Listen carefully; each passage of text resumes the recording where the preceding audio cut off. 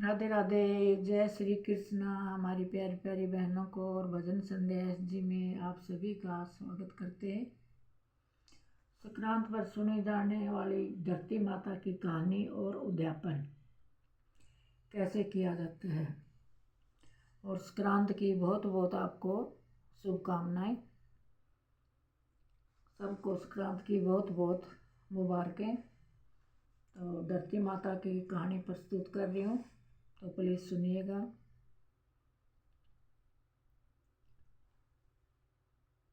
एक गांव में एक बूढ़ी अम्मा रहती थी। उसके 4 बेटे और 4 बहुएं थी।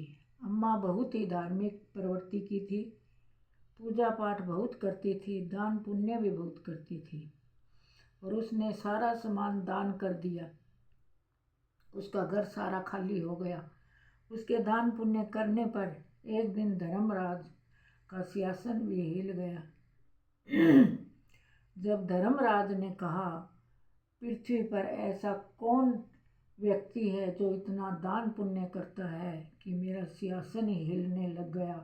अगर ये व्यक्ति ऐसे ही दान पुण्य करता रहा तो मेरा ही सिंहासन छीन लेगा। फिर धर्मराज ने अपने दूत यमराज को कहा, पृथ्वी लोक में जाओ, ये व्यक्ति कौन है पता लगाओ। तो यमराज ने दूत का वेश बदलकर कोढ़ी के रूप में गए और जहाँ जिस नगर में बुढ़िया रहती थी वहाँ पहुँच गए, और तन ढकने के लिए कपड़ा मांगते रहे, परंतु किसी ने भी कपड़ा नहीं दिया। सारा दिन वैसे ही व्यतीत हो गया। करते करते रात हो गई। सर्दी बहुत बढ़ गई और ठिठुरने लगा। रात का समय था। कोढ़ी ने फिर बुढ़िया के घर पर आकर आवाज़ लगाई। बुढ़िया को सुनी। बुढ़िया अपनी बहू को कहती है, जरा देखो बाहर कौन आवाज़ लगा रहा है, जाकर तो देखो कोई भिखारी आया हो, ठंड का मौसम है। बहू कहने लगी, अम्मा जी घर के आगे तो कोई न कोई आया ही रहता है। आप दिन में तो चैन नहीं लेने देती, रात में भी हमारे को सोने नहीं दोगी। बहुत रात हो गई है। बुढ़िया की 3 बहुएं तो आकर चली गई। फिर बड़ी बहू आई, कहती है, माँ आप चिंता मत करो, मैं देख आती हूँ कौन है। बड़ी बहू बाहर आती है, देखती है वहाँ एक कोढ़ी बैठा है और उससे पूछती है, बाबा आपको क्या चाहिए। कोढ़ी बोला, कहता है, मुझे बहुत ठंड लग रही है, मुझे कपड़ा चाहिए। बड़ी बहू अंदर आती है, सारी बात अपनी अम्मा को बता देती है। बुढ़िया अम्मा कहती है, तेरे पिताजी वाला कंबल दे आओ। तो बहू कहती है, माँ जी पिताजी को ठंड लग जाएगी और बीमार हो जाएंगे। तो उसके बाद अम्मा कहती है, मेरी गुदड़ी पिताजी पर डाल देना, हम तो घर के अंदर रहते हैं, लेकिन भिखारी तो सारा खुले में है, हमारे से ज़्यादा उसको ज़रूरत है। बहू कंबल को लेकर कोढ़ी भिखारी को दे आती है। वो कंबल लेकर वहाँ से चला जाता है, और फिर कोढ़ी भिखारी धर्मराज के पास कंबल लेकर जाता है और कहने लगा, इस गांव में बुढ़िया रहती है और वो ही इतना दान पुण्य करती है। ये लो कंबल, उसके घर में यही बचा हुआ था जो मुझे दे दिया। इतनी धर्मराज कहने लगे, इतनी धर्मात्मा बुढ़िया, मेरा तो सिंहासन ही वो ले लेगी। इस प्रकार यमराज को कहा, बुढ़िया को जल्दी से जल्दी यहाँ लेके आओ। और दूध लेने गए और बुढ़िया को लेकर आए, और वहाँ पहुँचकर बुढ़िया माई ने पाँव रखा तो पानी ही पानी था, पाँव रखने की जगह धरती नहीं थी। ये सब देखकर बुढ़िया हैरान रह गई। मन ही मन कहने लगी, हे भगवान ये क्या हुआ मेरे साथ, मैंने तो दान पुण्य बहुत किया, उसके बावजूद भी मेरा ये क्या हाल हुआ है। धर्मराज बोला, क्या आपने धरती मोल नहीं ली? यहाँ पर जिसके धरती मिलती है वो पृथ्वी लोक में धरती मोल लेके आता है। बुढ़िया बोली, धर्मराज बिना धरती तो मैं कैसे रह सकती हूँ? मुझे तो विधि बताएं, या स्वर्ग लोक में कैसे रह सकती हूँ? धरती मोल कैसे ले सकती हूँ? और मुझे पृथ्वी लोक में भेज दीजिए। धरती मोल लेने के बाद ही वापस आऊँगी, जल्दी भेजो। अगर बेटा बहू ने मेरा शरीर जला दिया तो मैं धरती मोल कैसे लूँगी और मुझे कहानी कौन सुनाएगा? इस प्रकार दान पुण्य की बात को ध्यान में रखते हुए धर्मराज दूतों के साथ वापस पृथ्वी लोक में भेज दिया। वहाँ अंतिम संस्कार की तैयारियां चल रही थी और बुढ़िया के बेटे अंतिम संस्कार के लिए चल दिए। आधे रास्ते ही पहुँचे थे, बुढ़िया जिंदा हो गई और बैठ गई। कहने लगी, बेटा मुझे कहाँ लेके जा रहे हो? उसके बेटे कहने लगे, माँ क्या बात, आप जिंदा हो गई? बुढ़िया कहने लगी, बेटा मैं तो 8 दिन के लिए आई हूँ। बेटा मैंने दान पुण्य तो बहुत किया, लेकिन धरती माता की कहानी नहीं सुनी और धरती मोल भी नहीं ली। मुझे वहाँ पानी मिला, पाँव रखने के लिए धरती नहीं मिली। इसीलिए मैं 7 दिन धरती माता की कहानी सुनने आई हूँ। ब्राह्मण को बुलाओ और कहानी सुनाओ और धरती माता का उद्यापन कराओ। सब पूरा हो जाने के बाद मैं चली जाऊँगी, वापस फिर कभी नहीं आऊँगी। बेटे ने ये बात सुनकर बड़ा ही अचंभा हुआ। एक बूढ़ा सुन रहा था, कहता, आपकी अम्मा भगवान के दरबार से आई है, सच है? सच है। बात बूढ़ा कहने लगा तो उनके बेटों ने मान ली और चलो माता को घर ले चलते हैं। उस बुजुर्ग की बात मानकर घर ले आए और बुढ़िया की बहुओं ने देखा तो वो चिल्ला पड़ी, अम्मा तो फिर आ गई, हमें मार कर ही मरेगी, घर में कुछ नहीं छोड़ा। बुढ़िया ने बहू की बात सुन ली, कहने लगी, बहू मैं किसी को नहीं मारती, मैं तो 8वें दिन वापस चली जाऊंगी, फिर कभी नहीं आऊंगी। बस मुझे ब्राह्मणी को बुलाकर 7 दिन धरती माता की कहानी सुना दो और फिर हमेशा हमेशा के लिए चली जाऊंगी, कभी वापस नहीं आऊंगी। बेटे बहू ने ब्राह्मणी को बुलाया, 1 लोटा पानी का रोली मोली चावल गुड़ 5 रुपए सिक्के लिए और बुढ़िया कहने लगी, बेटो हम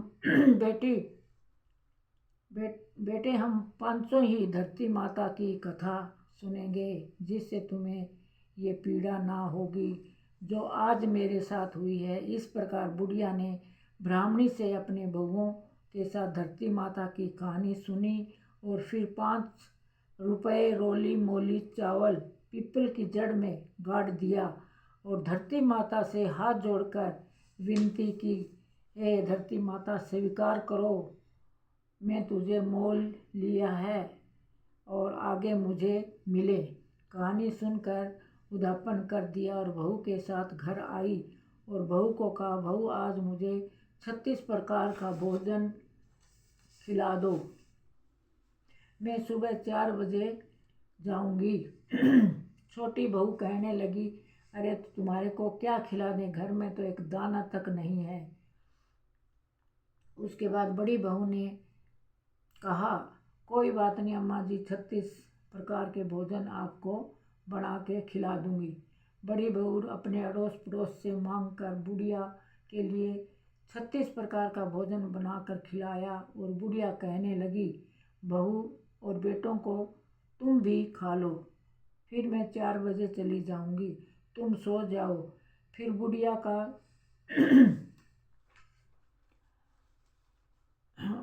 का विमान आया और बुढ़िया भगवान के दरबार पहुंच गई, वहाँ धरती मिल गई।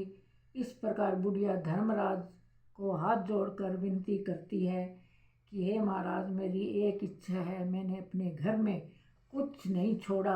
अब मेरा अंतिम संस्कार कैसे करेंगे?